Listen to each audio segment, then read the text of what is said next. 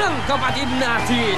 Pero ngayon, mas pinatindi ang paghanap dahil audition pa lang, may talent scouts na.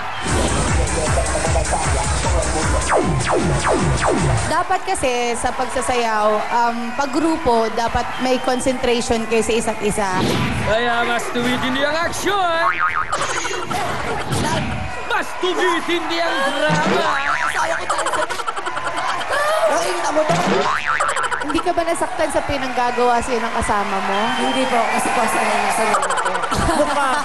Mas malupit ang pagpapatawa. Marimar. Stengita soy. Mas tumataas sa mga biri.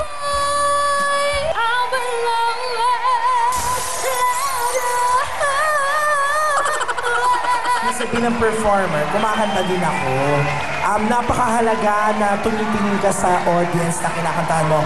Pero sapat na ba yan para makatungtong sila sa entablado tulad ng 7 maglalabang talentado? Mga rappers, mapipikon ba si Shalala? Joke lang ka pala, akala ko. Joke lang pala, ha? Ano? Kakaiba ba ang talent niya? Kaya pumayag magpahalik si Shalala. Sino sa 3 singer mga ito ang sinabihan ni Direk Odi ng You have an amazing voice. dance moves naman ang pinanlalaban ng mga kaibigan at silver ang katawan? Silang 7 susubukang palisin ng defending champions na Sorcados Sisters. Sino ang magtatagumpay? Huwag bibitiw sa pinakamalaking talent show ng bayan, ang Talentadong Pinoy!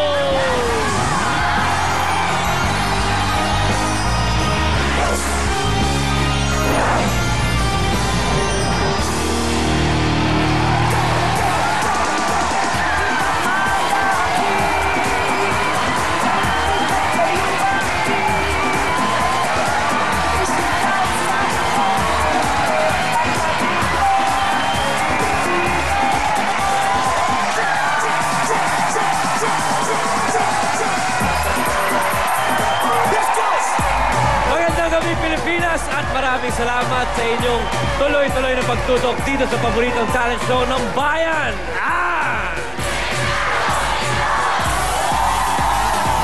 SM Skydome, sino sa inyo gusto manalo ng 10,000 piso? Good luck, kapatid. Ganda nyo lang ang reaction at sigurado isa sa inyo mananalo niyan. Let's get it on. Let's begin the show by meeting tonight's talent scouts. The funny and intriguing host, Shalala! Up next, we've got a witty and alluring comedian, Tuesday Vargas. And a forever glowing inside and out, Congresswoman Lucy Torres Gomez. Finally, the head of Talent 5, Direk Odi Quemora.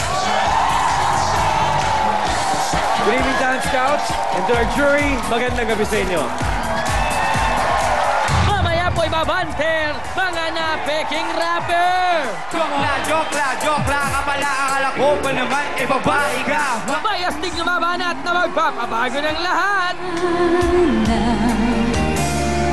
Oh no! Si Shalala, isa ng lalaki!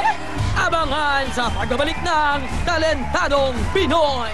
Talentadong Pinoy, number 1! Woo! Talentadong Pinoy, number 1! Woo! Ang programang ito ay hatid sa inyo ng